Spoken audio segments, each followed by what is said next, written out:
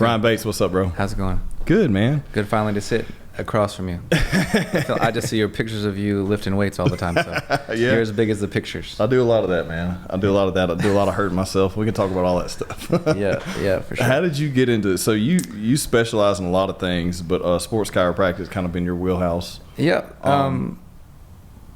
It started just, I grew up playing sports, and with injuries and different things, you just kind of migrate to certain things that pump you up and make you go. Sports is something that's always made me go. So it's easy for me to relate to people that are active and that want to push their body. So chiropractic is real simple. You find things that don't work in someone's body and try to make them work better. So, and you can perform adjustments on people that are, their function of their body's not good, and then literally in 2 seconds later they increase their performance. Which when I saw that, I'm like, well, this is pretty awesome. That's just what I set out to do. And you have like a mix between chiropractic and physical therapy, I feel like, right? Yeah, so we do a technique called active release technique, which was really popular in like the late 90s. It's a soft tissue technique that breaks up scar tissue adhesions in pretty much any muscle or nerve or any type of area around a joint, so it's real specific. So usually with a regular chiropractic adjustment, we're just talking about finding a joint that's restricted and moving it. This actually takes account with the soft tissue and the joint itself, so your results come quicker. So instead of treating somebody 3 times a week for 6 months, I can be like, hey, I can get you feeling pretty good in 2 to 3 treatments, maybe 6 treatments max. So we have that turnover. So a lot of people come see me and they're like, hey, I don't have to come here all the time. I'm like, man, if you come here all the time, I don't have enough time to see all the people that we're going to see. So we're going to try to get you better as fast as we can. And you know where my office is if you need me again after we get done. So it's a little bit different mindset that most chiropractors have. And how long have you been doing it now? Like specifically what you're doing? So I've been in business in Shreveport since 2012. So I've been here a while. I graduated Parker University in Dallas in 2011, and then came straight to Natchitoches to work with Northwestern State's athletics. And then I met some people here, and then I've been here ever since. Got you. Yeah. Okay. That was before kids, before bald spots, before all the stuff. Yeah. And you do other stuff too. So you do, well, let's talk about that too, because you got a lot of things going on. Let's just talk about all of them. Yeah, we'll talk about those. So last year I decided that I wasn't busy enough, which my wife thought that was really crazy. I went and learned how to do animal chiropractic. So they teach you can be a veterinarian or you can be a DC, which is doctor of chiropractic, and you go through about a year-long program, and they teach you how to do chiropractic on horses and dogs and all the animals. The most interesting thing about that, as I've been a chiropractor for so long, so my hands were already good, like I could feel things, but feeling a stuff on an animal and a person like you, it's totally different. The best part about it is the results that you get from adjusting a horse or a dog. They're healthier. They don't fight with their spouse. They don't sit on their couch and drink Netflix and drink a beer. They don't have the stresses that we have. So when you give a horse or a dog a chiropractic adjustment, it maximizes the function of the nervous system, and you can really see changes quickly when someone's healthy. So I always tell people, I put my skills up with chiropractors on people, with anyone in the country. I feel like I'm at least top 5-10% of the best chiropractors in the country. With horses, I don't even feel like I'm in the top 20-30%, but I still get those results better than I get with people, because horses are just way healthier than us. Well, that's interesting. You think about it, they have the same routine, they have the same diet, it never fluctuates. They're, like they have good exercise, the same regimen. So I mean, yeah, it makes sense. So you've seen that. You see results quicker, I guess. You see results almost immediately. I'm not, like I said, I'm not the best horse chiropractor in the world. I don't consider myself even an expert horse chiropractor. Some of my clients might say that I'm okay at it.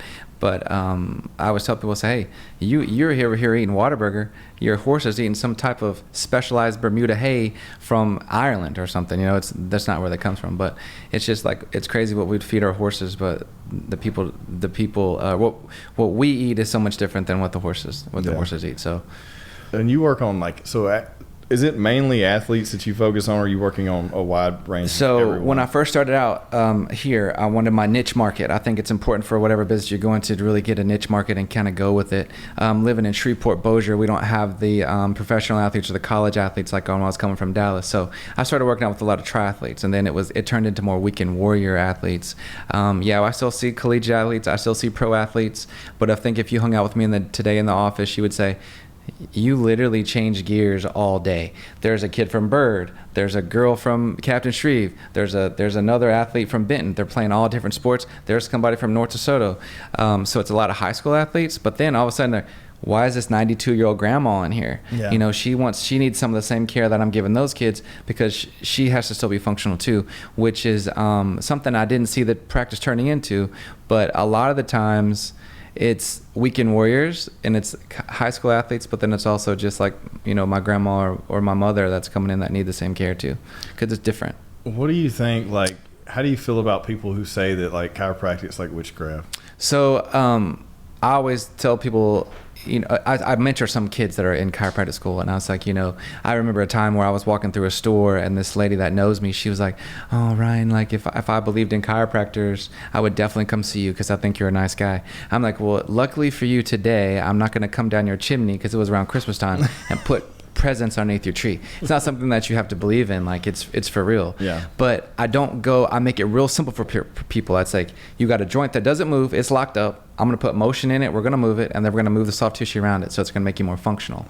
Now, we can talk about neurology all day, what actually that does to your brain, but someone that's just on the street saying that, they're not going to understand. But they can understand, like, this thing's stuck, I'm going to get motion in it, and we're going to release the muscle. I think living in Louisiana long enough, I learned how to talk redneck enough so they understand that.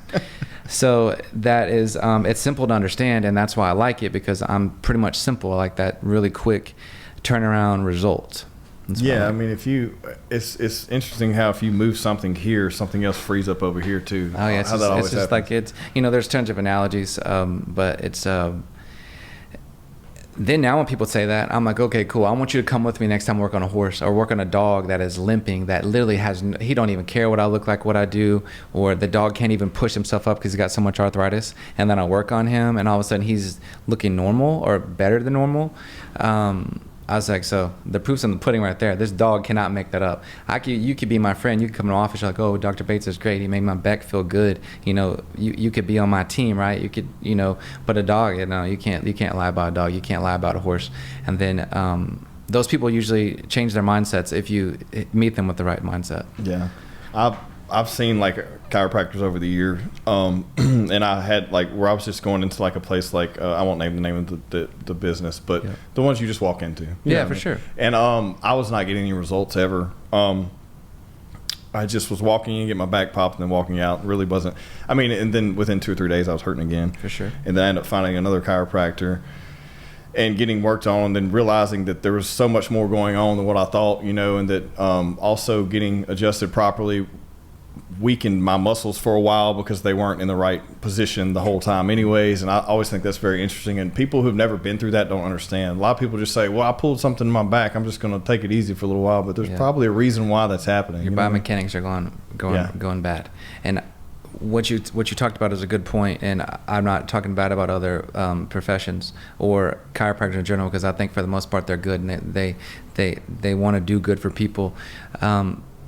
When you walk into a place like that, you know, it's not set up really for really good one-on-one care, you get like the fast version. They're not really sit down and talk to you. Your wife might just gone through cancer or something really crazy, so you have all this built up anxiety and stress in your body. And so I always tell my patients, it's like, man, 3 things cause problems: thoughts, traumas, and toxins. 3 T's. You can go down and you can get it like so scientific, or you can just say the 3 T's. Traumas being like you fall out of a deer stand. Toxins be like you're sitting here eating, you know, Whataburger, and then their thoughts being like stress. Yeah. So that's why those horses get better faster than us, because they don't have those as much. Yeah. They're getting the traumas. They're riding around barrels really fast, but when you find a good chiropractor and they pay attention to you and they get into your spine and figure out what's going on, like it will make a big difference for sure. Yeah, man. I just think, like, well, first off, we all know, like, if you're any type of athlete, I feel like every athlete I know, or even someone like me who's just trying to compete here and there, it's like you're never stretching enough. You never can. You're always overtraining, even though you try not to. You still feel like you're always like, anything you do, you want to make sure that you're at the peak, you know, your peak abilities, and it's really hard to do that if you're not paying attention to your body. Yeah, and also if you're not body aware. You know? When you get older too, things start breaking down a lot faster. Oh yeah, man, dude, it's hard for me to get out of the bed every morning. Like, whereas 10 years ago it wasn't, but I feel like I'm in better shape now, which is weird. You know what I mean? Yeah, I think it's just awareness though. everyone under the age of 28's got some type of degeneration in their body, meaning that arthritis. That's a fancy. When I tell patients come to me and I'm like, hey, you're 32, you're gonna have some arthritis in your back, they freak out. I'm like, everyone does. Everyone's on their phone like this all the time. So their posture's changing, and that's why I think chiropractic is really beneficial, because we're able to move those joints, and it relaxes those receptors in that joint, and it communicates back up to your brain. Your brain's like, hey, the joint's actually moving again. Let's not lock it down. That's like the basic neurology of how a chiropractic adjustment works. And it can be a 95-year-old lady that can still adjust you, or it can be a sports chiropractor, or it can be a pediatric chiropractor. If they all can perform the maneuver the correct way, then you'll get the results. Just a guy like you, I mean, if you come in and a lady like my wife is trying to work on you, like they can't get that. You got too much tissue on you, so you got to have a little strength to you. Yeah. Yep. Well, I think I have a question for you. So you mentioned that about the phone thing. So you started this in 2012. Have you seen a progression of like those issues in the spine where people bend over all the time? I see, but the most important issue that I see is the youth are changing. How so? They're changing mentally, and they're changing their spines. So 2012, I was green still. Right. A kid comes in, 18 years old, 17 years old. Hey, I hurt my hamstring playing basketball or football. He was more articulate to me. He could tell me when he hurt it, what happened, the feeling that he's going through, blah, blah, blah, blah, blah. Take my history. Now, with the cell phones, you'll see more neck injuries. I should have made the analogy of him saying his neck hurt. Now Gotcha. you'll see more neck injuries because they're like this. But you also see the kids cannot communicate to me what's going on with them. I'll ask them questions, and they look at their mom. Their mom's sitting over on the table because they're so far into this that they can't articulate or communicate to me to what. So that's the biggest change I've seen. I think the injuries still are about the same because kids are already doing it, but I've seen communication skills as the kids go through different. So it kind of bothers me, and I always bring it up to them all the time. I'm like, hey man, I know that you're 17. I know your mom's bringing you here, but I really need you to tell me what's going on with you. Why do you think that is, though? That's weird. Dude, it's worse than coronavirus. Okay, it's taken over the youth. I see it. I started a youth girls basketball program. I see it in that. I'm real passionate about trying to get the kids off that. How did that come about, the basketball thing? So I've always been a basketball guy. Being short and the wrong color. It wasn't the most beneficial sport for my dad to show me when I was a kid. But I took it about as far as I could go. It opened a lot of doors for me. It taught me pretty much all the principles that I have right now. It taught me that. My daughter, I didn't even show her basketball. I didn't really even care if she played, but she found it, and she said she wanted to play. So we got in a league. This is the shortest story, and it's going to make you laugh. We get in a league in DeSoto Parish, and I didn't know they had special rules. I mean, basketball's been invented for, I don't even know, James Naismith somewhere in Canada or Kansas, I don't know which one it was, but it's way older than me and you and probably this whole entire building, or probably this whole street. Yeah. And so I was teaching the girls, hey man, this is out of bounds. This is how you dribble. This is the goal. If you make a point, it's 2 points. If you go out of bounds, it goes to the other team. Basic things, and make them have fun. We get to the game.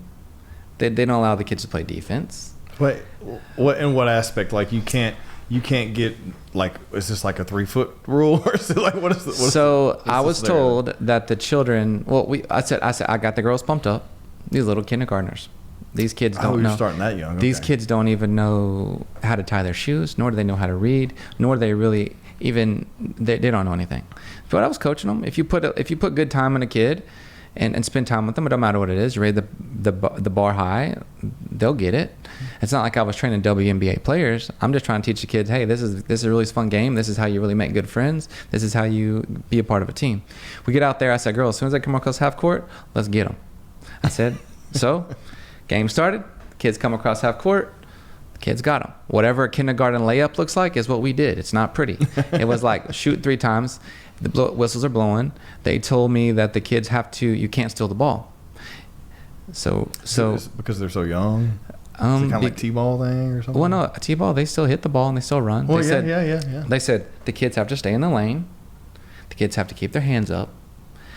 The ref will rebound the ball for you after the team shoots it. We will give it to your kid. Then we wait till the other team sets up, and then we dribble down, and they shoot again. And then we just keep doing this till the game's over. I was like, it sounds like to me that's just shoot around. I was like, the kids aren't gonna like basketball. This is crazy. I'm not gonna tell these kids who have already just got this aggressive mindset to stop. So you can if you would like. So instead of trying to not go by the rules, because if someone has rules, you got to follow their rules. I didn't make a big ordeal about it, but the other team ended up saying that they don't want to play us anymore because we were too aggressive. Now, if you want to see a picture of my daughter, I will show you. She looks like she should be a model for Claire's American Girl or any type of little bitty miniature cheerleader. Yeah. So I was like, okay, so right now with our youth, what they're doing is they're giving them glue sticks and they're sticking them in a corner, they're sucking on them, and we're congratulating them. So I made it aware of the people that a sport can teach you your first coping skills. If those children would have learned, we just lost by 2 points, we just lost by 6 points, I can say, girls, you know what, it's not the end of the world. Next week, let's go practice. We'll come back again and we can win. Some kids will like that. Some kids won't care. That's fine. It's a team sport, but it's your first coping skill. So when you get into a situation that's high stress in school and it's not going your way, you don't self-destruct and shoot the school up. You already have coping skills that you learned in a basic sport like basketball that 16 billion people in China don't even care that we're playing right now. So it took all the passion out of it for the children. I was like, I'm not gonna waste my time trying to pour into these youth when you guys are putting big handcuffs on me. Yeah. So then I was like, I don't know what I'm gonna do. I was like, I'm not going. So then I started my own program, and it's been great. The kids are excelling. They're confident. They're the most leaders. All the kids are the most leaders in their class. What's this program? It's my own program. I call it the Stonewall Ponies, man. It's actually really funny. So okay. So we started. I was coaching the girls up. They've taken more lumps than you've ever seen. I've been encouraging. I've not put a lot of pressure on them, but I've been teaching them stuff like me and you know. Like, I didn't get to where I'm at, you didn't get to where you're at by someone telling you, good job while you're sucking on a glue stick. You know what I mean? So it's these kids are not going to WNBA. I don't plan on seeing any of them at WNBA. I don't even really plan on a lot of them even playing in high school. But I wanted them to bond. I wanted them to learn coping skills. I wanted them to learn that life's not fair. I wanted to learn that you're going to fall down more than you do succeed. But there's always a way that you can get better.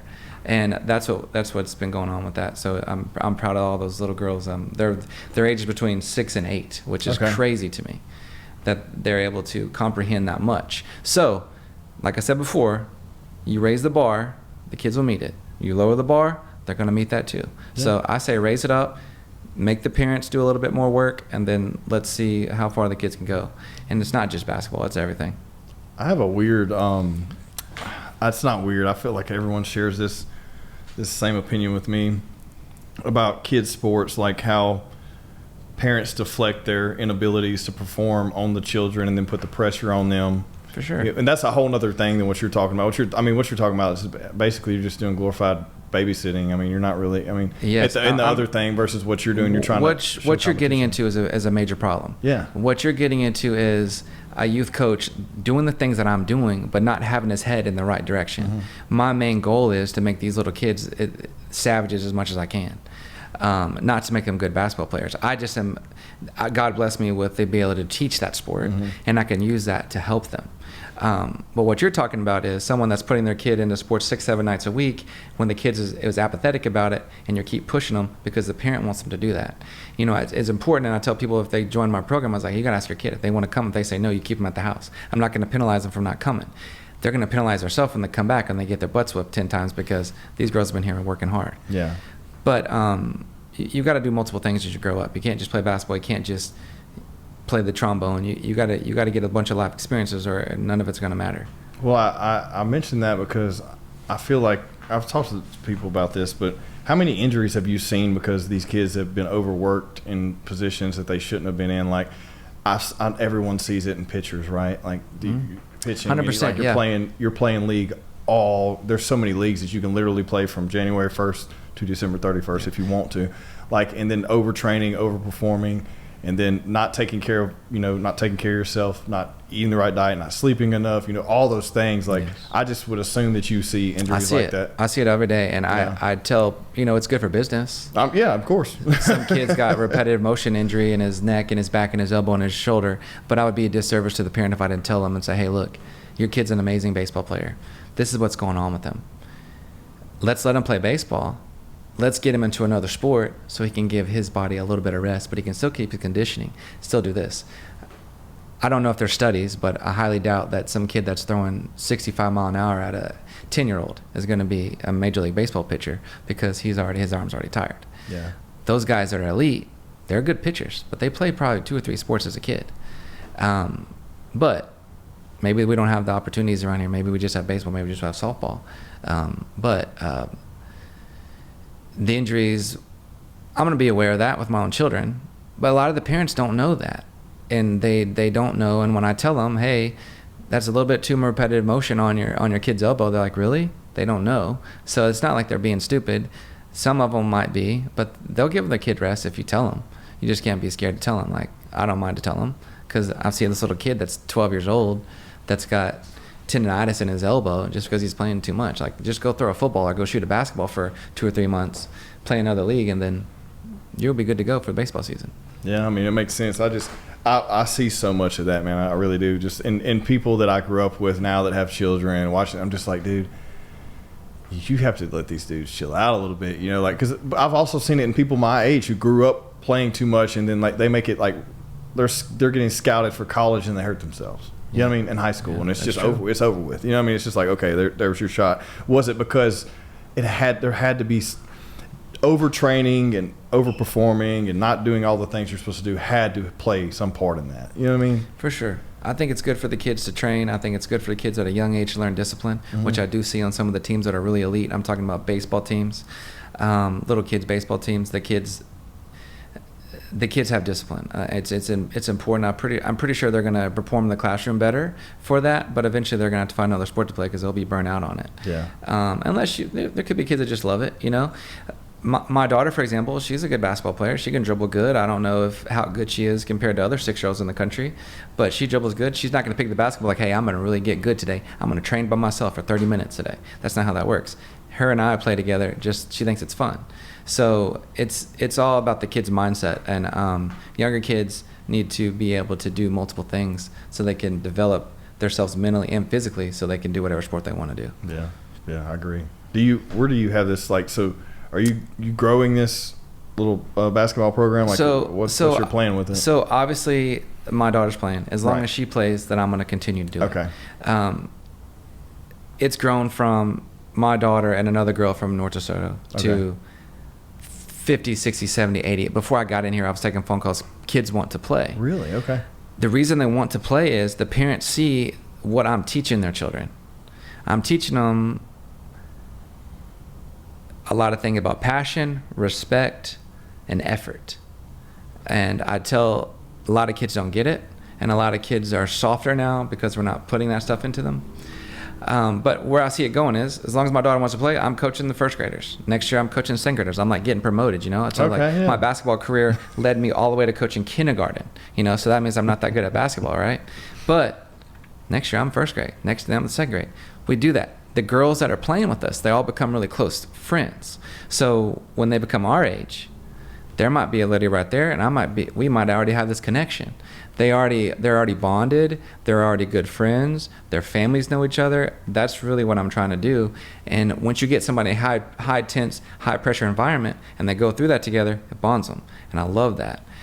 That's what we're trying to do. So this year, we're going to have another team. We're going to have my team. We're going to have another team a guy from Boger's taken, because some of the girls got a little older, so they have to play on that. I didn't want to give up on them, so they're going to continue to do that. We're not going to be, like I said, the best team in the country. We just went to Oklahoma City and played a national tournament with 6-year-olds. Well, that's what I was about to bring up. So you're playing in other areas, you know. So the reason I had to, because we don't have it here. Right. You don't have the correct, We don't have the makeup to make mentally strong kids. Yeah. I had to drive all the way to Oklahoma City to get these kids 5 games. But I've noticed these kids were put in a high pressure environment and they all succeeded. I was encouraging. They threw the ball away 75,000 times in a row. I didn't get on to them. I didn't tell them you're doing a great job, because they're not. I say, hey, keep trying. You're doing the right thing. You're not strong enough yet. So keep going. We're gonna come to this fight next year. We don't have any guns right now, but next year we're gonna have bazookas. But y'all better learn how to use a user man on those bazookas, because we're gonna train it. So it's rewarding to see the kids become more confident. Well, that's cool. It's just there's got to be so much that goes into starting your own any type of league, even though you're at ground level right now. But like doing that, and then having to seek out other people that you can play, and then also worthy competitors. When I say that, you know what I mean, like that are on the same playing field as you as far as it's how easy the to rules find. are, It's so. easy to find hardcore people that want to raise their kids the right way here. It is. Yeah. There's a lot of people that want to do it. They need some guidance. I'm really good at it, man. I'm gonna be high performance all day long. I mean, I've been going since like 4:45. I'm still feel good. So I can put my energy into these kids, and then one day it might come back and help me. I'm gonna be an old man needing a chiropractor. Then we got 3 of my basketball team right there. They're gonna help me out. So it's I think it's about mindset. I'm trying to get the kids to have good mindset, just like I do. Every day I wake up, have to go to office, got a good grind. That first patient doesn't care what I did before that time. That last patient don't care that I saw 20 people before. So that's what I told this girl this weekend. They were getting smoked. I said, they don't care what your feelings are. No. They're smelling blood. Yeah. And they are putting their foot on your throat. Yeah. And they're not coming off. You guys are going to learn this. Yeah. You guys will be here. And do you like it? They're like, yeah. They want to play another game. They got beat by 40 points. They still want to play another game. Yeah, I mean, it's the same thing if you're a spectator watching the sport too. Like, because I mean, at the end of the day, these things are used for entertainment, especially at a high level. So you watch them, and these people, they don't care if the player's hurt or how they're feeling. They know that their team shows up and they want them to win. Right. Which is, it's unfortunate how people look at things. But yeah, I mean, you're exactly right. Looking for a new ride? I got the spot for you. SBC Autos is the premier auto dealer in North Louisiana. Whether you're shopping for that first car for your kid, looking for that primo luxury ride, a new truck for work and play, or even that custom classic car, they're not your cookie cutter dealership. Service and quality is second to none. Flexible finance options, master service techs on site, best reviews in the area, family owned and operated. You just can't beat them. No hassle, no BS. SBCautos.com. Look them up now. I mean, the mindset shift in everyone's changed so drastically, and it's depressing, man. It really is. But I mean, as long as there's enough of us to keep talking about it and making changes, and not, it's at a large scale. It's happening a lot, But if there's still a few of us who can say, okay, look, we're going to instill discipline in these children because they're the next generation, and it's not like, I just feel like it's never going to be as hardcore as what was instilled in us. No. You know what I mean? I don't think it should be, because times have changed, and there's more opportunity. There's less hard times, but at the same time, you have to have some type of ability to take criticism and take loss and get dirty and fail. You gotta be able to be critiqued and then come back from it. This Friday or this Sunday, I'm gonna tell the girls, especially my daughter, I'm gonna say, how are you gonna lead a team? No, I'm gonna tell them, some of you kids on here need to start speaking up for yourself. How are you gonna be a point guard and lead your team when you can't even communicate with your friends? How are you going to get your team in the right places to win when you're not even talking to people? Do you think I got to the place that I'm at from being quiet? No. I want those kids to have confidence enough to speak up and help each other. That's a big thing. Sometimes you'll see kids, some of the kids on my team, they come in, head down, low energy, low everything. And I'm like, you've got to have some about you, man.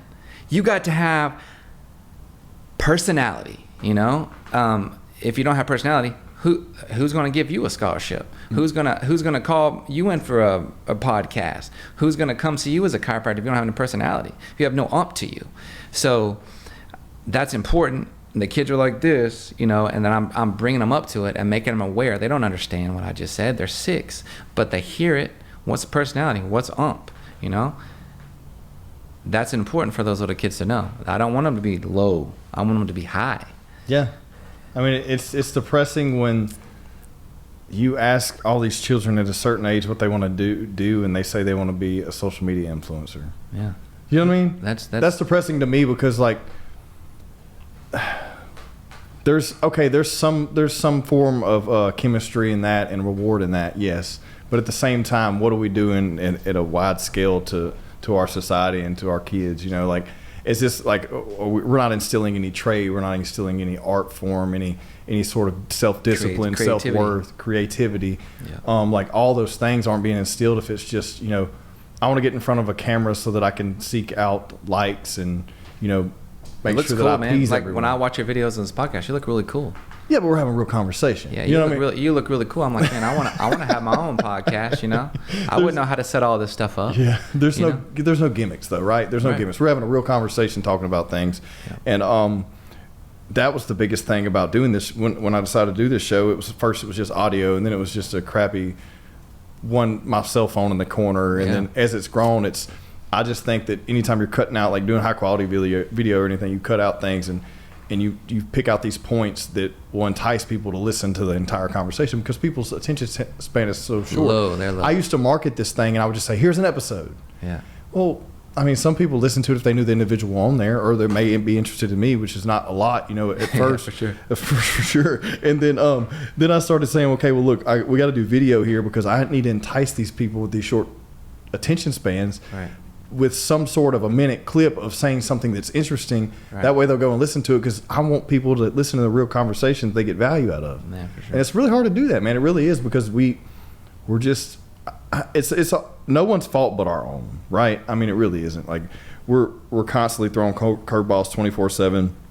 We're always trying to keep up with the person who's ahead of us. It's just it's in a different way now. You know, it's just technologically now versus physically. For the longest time, it was physical, and I don't know. I don't know what's going to happen, man. It's frustrating. If we get rid of cell phones, I think things will get a lot better. That would help if it would just go back to the razor. I heard a guy do a speech one time, and it always stood out to me. And he said that passion is free, and effort is the most isolated thing on earth. So I started listening to that. No one can make you get up this morning and do what you do to get the results that you want. Now we can go back. We can use basketball. No one is going to if I'm a basketball player, no one is going to make me play defense hard every play. No one is ever going to make me being mindful of whatever's going around for me, or going on around me. No one's going to make me run down that court as fast. That's all me. So that's isolated. And he said that's the most isolated thing on earth is effort. And I feel like people that are successful, their effort level is high. I asked my daughter, who's 6 this morning, because she defined effort to me. She could not. I had to tell her, ask her, can you just define passion to me? She was a little closer, but she's not. What was her examples for passion? She says things that she likes. Right, got you. So that was good. Yeah. And then, what was the other one? Effort, passion, and respect. She knew that one. I was like, okay, cool. You're good. You know respect. So you respect your teachers. I get it. She's like, show people that I like them. That's what she said. So I was like, okay. At least she knows one thing out of the 3 that I want to teach her before she gets out of the 1st grade. But if you think about it, effort is the most isolated thing on earth. Like that's the only thing that no one can make us do. We have to do it ourselves. Yeah. Yeah. So which is really cool to think about. And it's so funny too, because sometimes we put so much pressure on ourselves because we think we need to do something. Yeah. You know what I mean? Because we have a false sense of identity to how we do things. To say, well, I need to get up and do this today, but it takes effort. You have to do that, but sometimes you're forcing effort in the wrong direction too, because you're in an identity crisis of trying to figure out what you want to do, and that's a problem I think at a young age too, because so many children don't know what they want to do. You know, and they don't know where to put I don't think energy. they know how to define effort. Like my daughter, she goes to school every day. Everything she attacks, she does good. She doesn't know that's high effort. That's the only thing she knows. She doesn't. If I get her something that she don't really want to do, I see her kind of drop the effort down, but she still is trying to please me, so her effort level's high. Yeah. She hasn't figured it out yet. Yeah. Yeah. Well, I don't think most adults have figured it out, man. I really don't. I have high effort every single day. Yeah, I think I try to be the hardest worker in the room, man, and I fall short every day. You know what I mean? Sure, because there's always someone there that's going to whoop your ass. You know what I mean? Every time. Whether it's in your profession, you know, your diet, your health, your exercise, your community. There's always someone pushing harder, but we see that fewer and fewer and fewer. But at the same time, those people are becoming spectacles to the people who are just looking through the looking glass all day long, right? Yep. They praise those people and say, "Oh my God, I want to be like the David Goggins," you know, who's just like he was a good one to listen to. Right, but these people aren't doing anything. They just do that. Their mindset's totally different than his. Right. You can't match it. Yeah, no one's matching that dude's mind. No one. But like it's he has pure effort. He has pure effort, and he's never satisfied, and he just pushes himself to the max every single day. Every day, which is too much for me. Yeah, yeah. I mean, it's not, and it limits your lifespan too. I mean, right? I mean, he'll be lucky to live another 20 years. Just because, I mean, your dude's knees are torn up. He can't do anything anymore. Yeah. This is a good question to ask you. Yeah. Knee replacement, obesity, people being too heavy and not doing the work to decrease their weight and build up the muscle around their knee, and instead, opting for a knee replacement. I get that one all the time. Yeah, let's talk about this because it's a touchy subject, and it's a very easy answer when someone comes in. If someone comes into my office and they trust me to give them the best advice that I possibly can, I'm not going to sugarcoat anything. I've been doing it long enough now that I don't have to. Every pound of weight, now this is in some kind of scientific journal that's been studied. I don't know which one it is, but this day and age, you can find research for whatever crap that you want to believe, you can find research for. 1 pound of weight that you lose is 10 pounds of pressure off your knee. 10 pounds, 100 pounds of pressure off your knee. It's not that hard to figure out that you need to lose weight so your knee doesn't hurt. We're going to go get a knee replacement. Most of the time, the doctors around here that I work with are usually really good. So if the knee's already shot, they're going to give them the knee replacement anyway. There's arthritic change. Let's put the knee replacement and go on. This person's still going to fall short because they're still overweight. They're not going to change their lifestyle. So a lot of times with people being a sports chiropractor, I don't really see that many overweight people. I'll say, right. Hey man, we're all a little bit overweight all the time, but it's not affecting your spine. But it's real easy. Hey man, if you lose a couple pounds, this gets a whole lot better. You don't have to have that knee replacement. So that's an easy question. Well, it's so many people just like that's what they go to, though, especially someone who's obese. And I'm not even saying someone that's 100 pounds obese. I'm talking about people that are 20 or 30 pounds heavy. So they do that. They go get a knee replacement, and then they're like, it's no better. What's no better? Because you never did the work to lose the weight, and also the principle is easy. You ask them a question: are you healthier when your medicine cabinet is empty, or when it's full? I would like to ask a bunch of people that question and see what they say. Yeah. No, I mean, it's the truth, man. So if it's full, you're healthy. Yeah. But a lot of people say, well, I've taken my medicine, I should be good. It should be full. You shouldn't have, well, actually, you can use that two ways. You don't need medicine to make you healthy. Right. If you have any medicine in the cabinet, there's probably something wrong with it. Yeah, you just fixed what I was saying. Yeah, it's all good. I got it. So are you healthy when your medicine cabinet is full or your medicine cabinet is empty? Yeah. They taught me that first week of chiropractic school. I heard that. I said, I still got it confused because I meant it backwards. But that struck a nerve with me. I'm like, okay, cool. And then they go off and talking about all the stuff that we're doing to ourselves that's killing us. And then, I just kind of zoned out because I was like, I'm going to be a sports chiropractor, but I still heard it. Yeah. Yeah. So, well, with the sports thing, I mean, it's important too, like performance. So, like, just for instance, I've been cutting, like, I like to drink every now and then. I have some tequila, 2 or 3 times a week, maybe one cocktail here or there, whatever, not in excess, maybe to some people, but whatever. I've backed that way off for the past, I have a competition coming up. So I'm like, I need to knock about 15 pounds off my weight. I'm in decent shape. I work out every day. I'm trying to compete, but I'm trying to get stronger. So I need a little bit more weight on me to lift heavier weights, things like that. And I've just noticed, my knee pain drastically decreasing with the past. I've lost about 12 pounds over the past month. Yeah, 120 pounds of pressure off your knee. Yeah, and it's now you know exactly what it feels like. Yeah, and this just because I'm doing exercises like running, jumping off boxes, all those things that affect it. And so it's a weird game you got to play. You got to find that threshold too, because it's easy to hurt yourself. Because if I'm having pain, that means something's going on that's not supposed to. Right. And it's under pressure, and I need to take a rest. But at the same time, I have a goal to meet, and I'm trying to, exceed that goal. So, like, you get it. I need to lose weight. A goal. A lot of people don't have that goal. Right. Aesthetics is not a good goal. No, yeah, you're right. And what you're going for a specific thing. You're going for competition. Mm-hmm. I train way harder too when I have something coming up. Mm-hmm. A lot of people don't have those goals. They're like, oh, I want to look better. I want to feel better. Well, cool. That only lasts for like 2 days. And you're like, I'm going to eat that zebra cake. Does that really matter? I've been married for 16 years or 12 years or whatever. I'm going to eat the zebra cake. I don't care. Yeah. The mindset's different. We go back to mindset. The mindset that I'm putting in the girls is the same mindset I want to have right now. I can't let myself go. I have responsibilities I got to take care of. Kids, business, whatever. My relationship with God, whatever. It's got to be strong. So that starts it right there. Yeah. I mean, I think I just think that people, man, we all have excuses. There's just too many excuses out there. Too many excuses. There's not enough work and too many excuses. So a little girl come up to me. I say, "Oh, I'm not. I didn't sleep good last night, Coach. I'm a little cranky today, Coach. My mama didn't feed me a good lunch." And I look at her and I said, "Do you think I care what you ate for lunch?" I'm here to play basketball. Dude, you're not playing with these 6-year-olds, no, bro. I said, "Do you want to play basketball, or do you want to talk about what you ate for lunch?" I love it. Because if you want to ask what you ate for lunch, I'll go sit over there and we'll talk about that. But I'm here to play basketball. Yeah. They found out that I'm not about any BS.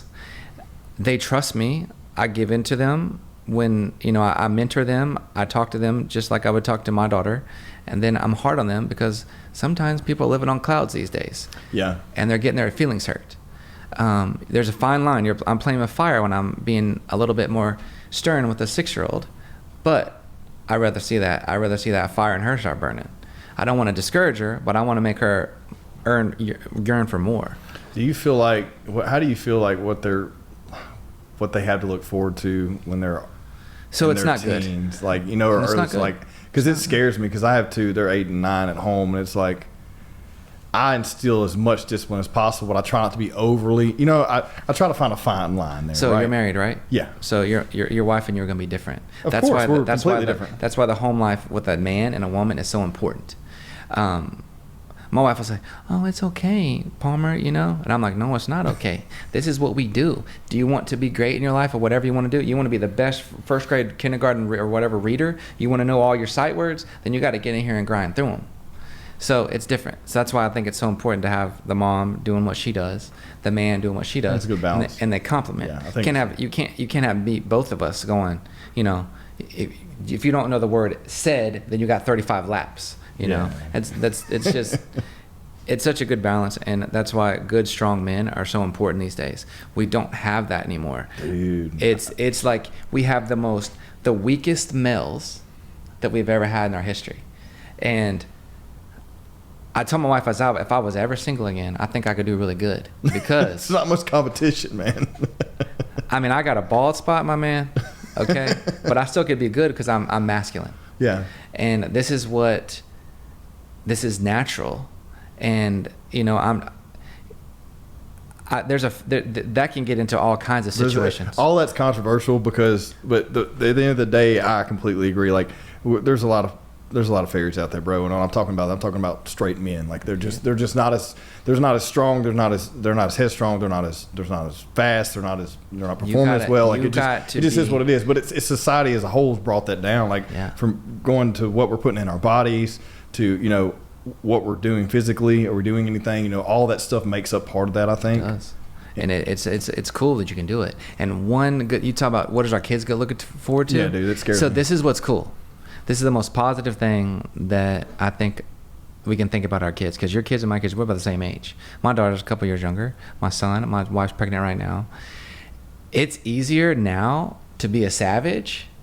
It is. Than it was when you and I were growing up. Oh yeah, dude, everyone was coming for you. Like everyone was coming for my lunch money, bro. Like not now. You got a lot of people that don't have, I said, they don't have about them. But what bothers me about that, I completely agree, and I love that. That's who our kids are competing with. But what bothers me about that is that are they going to be so secluded in the how you have the far right and the far left? I hope they're secluded. Right. But hopefully it's not to a point to where it affects them in a functioning society. Right. You know what I mean? You got to teach your kids, get your morals. Yeah. As a Christian, it's easy to find your morals. You fall short when you're a Christian because we're not perfect. Get your morals, teach it to your kid, be separate, be distinct. You're not like everybody else. And just go for it, and then if they learn that, they're okay. I was like that. Yeah.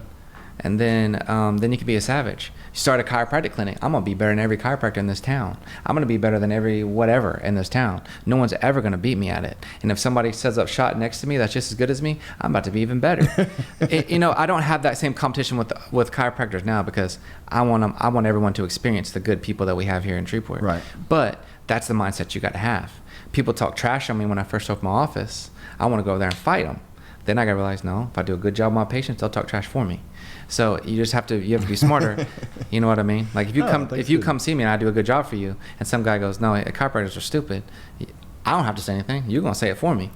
Yeah, I think there's a lot of misconception. I've been using chiropractor for years, and I think there's a lot of misconception of what some people have experienced. Like I was talking to, do you know Dr. Kimberly Yes, Griggs? yes. So she's a friend of mine. She's my chiropractor, and she was talking about this. She's like, it's not that easy to break someone's neck.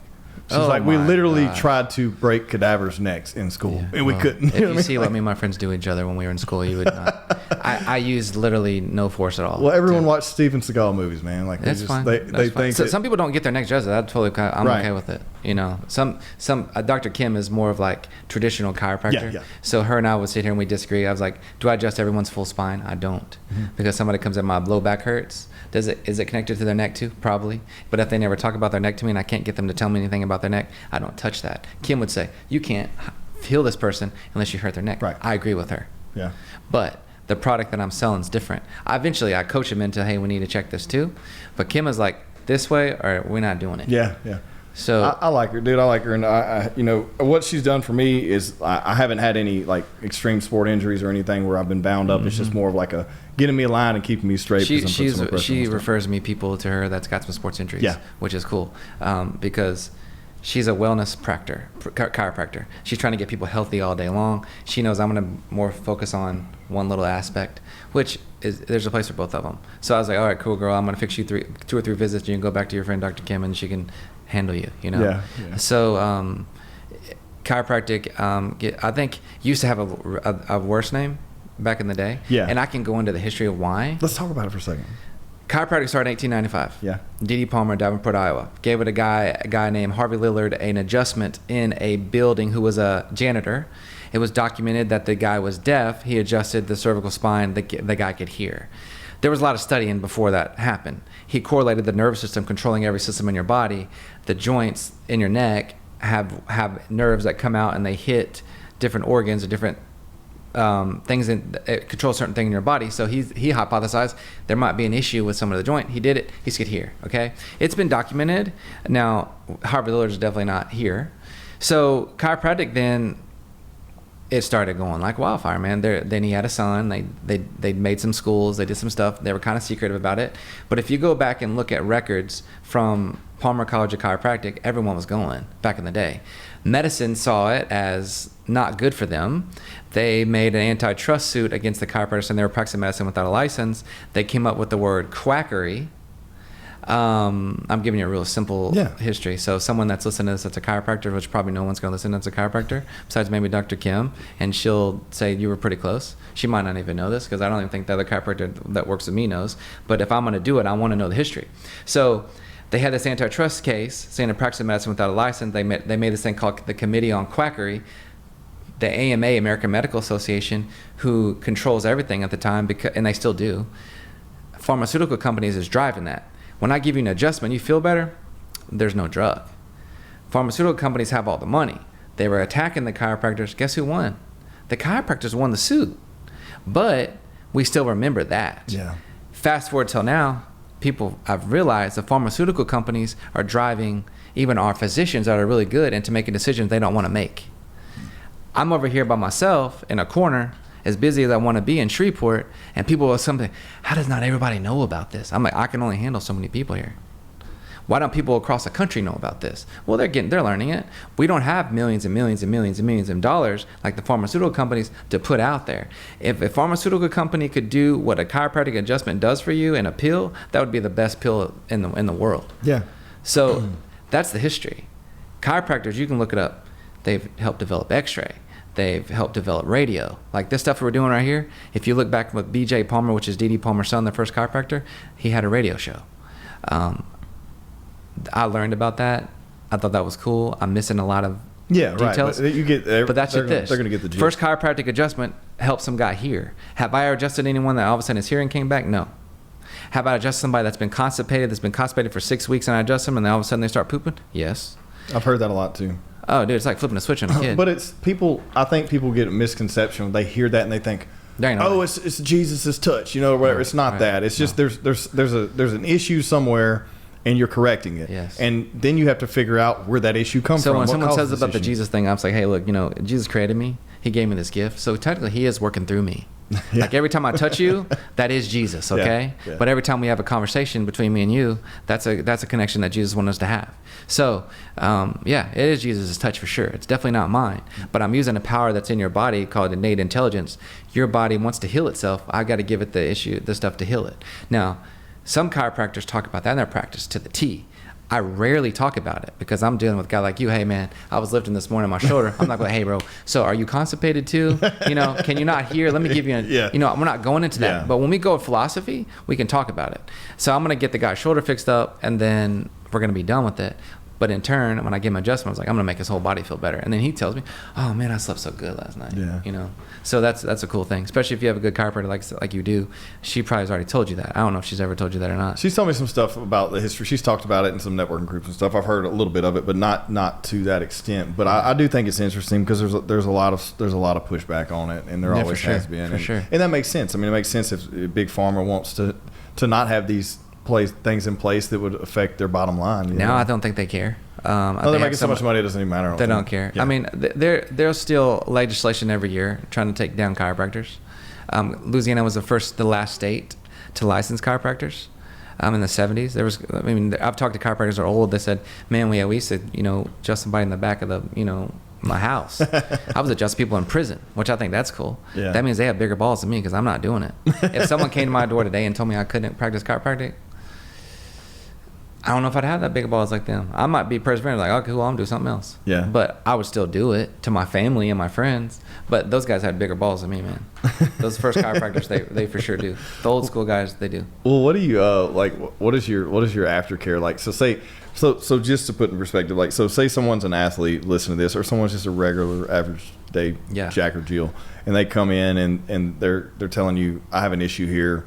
Can you help me out? And then once that is slightly relieved, like, where do they go from there? Okay, just so people know. So if we're having a practice seminar, yeah, I'm going to give you the same answer, but if you're a practice guru and the answer I'm about to give you, you're not going to like. So you're saying I treated the guy, I fixed him up, he feels good. Right. So what do I say? So I say, man, you know where my door is. You can use me when you need you to use me, okay? That's because I'm an honest person. Right. If I'm building a practice, I'm going to say, hey, man, will it benefit you to come back next week for me? Yeah. I mean, for you, yeah, I can work on you twice a week and you're still going to feel good, but money and time is an issue. So the answer to the question, I say, hey, man, you can use me when you need me. Like, I'm right here. Like, I saw somebody today I hadn't seen since 2013. In chiropractic school, they don't teach you that. They're like, hey, you need to make sure your patients are coming in.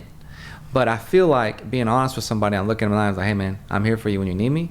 You're like, okay, cool. So he ain't trying to get me in here for money. Mm-hmm. Because if money is what your ultimate purpose is, then it's not good. Yeah. So they can read past it. Some chiropractors fail because they are so worried about getting their practice going that they miss basic human dignity, and they tell you, hey, you need to come back 2 more times this week, but you don't. If I was a good chiropractor, you don't need to see me 3 times a week. I can get you in 1 or 2, depending on the situation. Like, if you're on the ground, like, I'm like, hey, Doug, let's work on you today. We're probably going to have to work on you tomorrow because I want you to be okay by the weekend. Yeah. So I tell people that. Now, if they tell me, what do you recommend for me? I say, okay, we'll track 2 what do you do? Okay, cool. So I recommend you come in every Monday, just like I would want to get myself treated. That's money and time is not a factor. So let's see if we can do it once a month. And then that's a good balance. Everyone can usually do that, and that's what I usually tell my patients. Now, if I'm seeing a big old country boy from up in Srepta and he drives in, like, I got a one-hit wonder with this dude, okay? You got to wow him, man. I'm going to take his wallet out and I'm putting it in his front pocket, and that's going to really help. and then that's like no one's going to get that, bro. I feel like that's a posture thing. Like, that is a posture thing. If I never see you again, take your the wallet out, put in your front pocket. Sitting on it every day in your truck. It's going to change your life. Exactly. Or skull can. And, I've said that to somebody before, and I saw it when I first started to practice. I told a guy, and, that was a time where I was worried, like, am I going to have enough patience to make this? And he comes back 6 months later, and I was like, Jimmy, where have you been, man? I thought I did a good job on you. Like, why didn't you come back? He's like, I hadn't heard it since you left. I just took that wallet and put it in my front pocket. What you said was working, So as a new chiropractor coming in, you're not going to have as much confidence as what I have, I can look at you right now and say, if I treated you, you're going to like it, you're going to feel better, then I'm going to put the ball in your court if you want to come see me or not. Yeah. So I think if you have that much confidence coming out of school, then do it. But if not, you better get your schedule right, because you're going to have more chances to get it right. I don't have to have chances. I get 1 chance. That's all I need. Yeah. I mean, I like it. It makes sense. Mm-hmm. What's the like the biggest most mind-blowing thing you've ever done, like, or results you've seen, and someone you've worked on, or an animal or a person or whatever? So people that are scheduled for surgery. Okay. I could sit here and talk about hundreds of them over the last 12 years. Someone that comes in that can't even walk in, that's been over, tears, big old boys, way bigger than you. It's like a lower back issue or something? Lower back, pain down the leg. They've been here, they've been there. I got surgery in 2 weeks. Here's my MRI. They've already had all the studies. So one of my, that's how I made my best friends, honestly. When I first started here, I didn't know anybody in Shreveport. Some of those people that had those back pain like that, they're still my friends today. There was one guy I remember, and he's not the most miraculous thing, but him and I were different. We were raised different. He's a big old country boy from Keithville, Louisiana, Stonewall, Louisiana. I'm from Tulsa, Oklahoma. And he was like that. We helped him. No surgery. Still, it's no surgery today. And we were hunting one time, and some guy goes, "Hey, who are y'all? Y'all work on the railroad or the oil field?" He goes, "No, I work for the railroad. This is my chiropractor." That's how you make those relationships. So big change of people that are about to literally ruin their lives with surgery, and they're making the wrong decision. I'm not saying every surgery is bad, because sometimes there has been situations where you have to have surgery, but they didn't know another way, and it could have changed this dude's life. I mean, he adopted a kid. He's living life. He's got his own business now. He could be disabled because of the wrong situation. So those things keep you going. And then little kids that have gait problems that nobody can figure out, and they can't play their sports, and their parents are depressed. Like, when your kid gets a fever, you freak out. Like, oh gosh, man, he's like sick again. Yeah. If a kid has a really major issue and you help them, it's good. I mean, that's the cool thing about chiropractor. I think we can talk to the crappiest chiropractor in the country, and they at least had one of those, which makes you come back for more. The last patient of the day, today was one of them. This guy, I text you, he's like, "Hey, I don't know if I can come to a 5:15," because I knew who was coming. Yeah. I don't want to rush that man because he's trusting me to help him, because he has to work for his family. Mm-hmm. I don't be like, "Hey man, I'm doing a podcast with Doug." He'd be like, 2 middle fingers. You see what I'm saying? Yeah. So I took my time with him, got him better. He walked out, got in a truck, whatever. And then I told him, I was like, "Hey man, I'm about to go do this podcast." He's like, "Where are you going?" "You're almost in your truck before me." But I didn't need him to know that at first. So just changing people's lives that are going down the wrong situation because of a diagnosis they got that they're depressed about. That's the biggest thing. I think it's awesome. I think it's awesome for people to hear that. And I think everyone who, in my experience and what I've experienced with chiropractic, you haven't adjusted me, but I've had multiple other chiropractors adjust me. And what I've experienced, it all comes down to like what you put in your body, how you treat your body awareness, and then knowing when too far is too far. You know what I mean? In my opinion, Sure. And I think a lot of people need to realize that. They need to realize that medicine's not always the, Go back to the medicine cabinet. Yes. It's full or empty when you're healthy. Don't have anything in there. You don't need it. The only thing I have in my medicine cabinet is ibuprofen that I hardly ever take, and some multivitamins. That's it. Yeah, it's But yeah, I mean, I think people are figuring that out. Ever since COVID, people are figuring that out, man. I think that's a whole nother thing. I think that people have gotten smarter with their health ever since then. There's a group that didn't, but there's a group that's getting healthier. There's a group that don't give a damn, dude. They don't care. That they still are eating cheeseburgers. And we're going to have 17 boosters. Well, me and my buddy were talking earlier, which I'm great, because he used to drink every single day. And if he hears this, I'm sorry, but I'm not saying who it was. But he used to drink every day, just not in a good mindset, whatever. And me and him hung out, and I did the same too when I was single, whatever.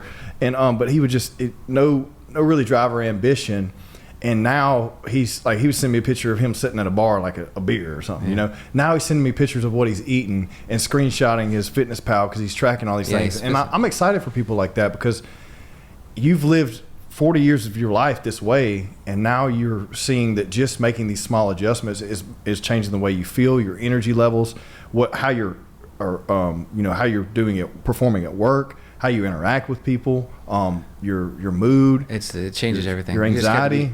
Those people that want to do that, they got to be focused, and they got to have a program. If you're not focused on a program, it's shooting in the dark.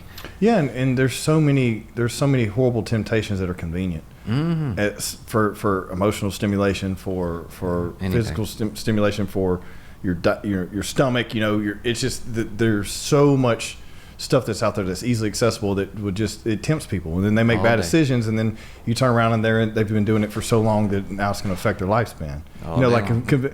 I have this conversation with people all the time, especially people that are older, and you hear people who retire or whatever. As soon as you start moving, it's like a downhill slope. Yeah. You know what I mean? Like if you sit in that recliner, your whole goal is to retire, then you sit in that recliner, and then that's it, man. That's it. That's a wrap. Taking 10 years off your life, you know? Yeah. It's people will figure it out. You know, you can't get a vaccine to make you healthy. You can't you can't take a pill to make you healthy. You got to make yourself healthy. You got to take responsibility for your own health. Yep. And do your own research. No one can tell you what's right for yourself. I agree. Well, let's wrap it there, man. All you got any final thoughts, any plugs, anything No, you want to talk about? I just appreciate you doing this. I think it's good to raise awareness with the community. I think the biggest thing that you do that's good is you get people like myself and like you and other people together to talk. Even if nobody listens to this podcast, you and I connected, which is really amazing. I think a few people listen. Hope they do. Yeah, for sure. All right, man. I appreciate it.